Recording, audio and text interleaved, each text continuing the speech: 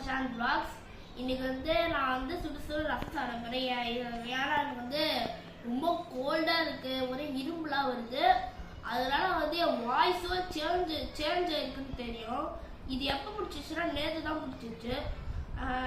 என்ன சாப்பிட்டேன்னா தயிர் சாதம் நைட் சாப்பிட்டேன், அதனால தான் இது ஆயிடுச்சு.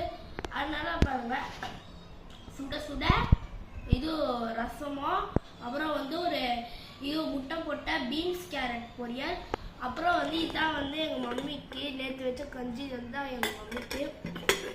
சரி, இது வந்து இதை சாப்பிட்டு எப்படி இருக்குன்னு நம்ம சொல்லலாம்.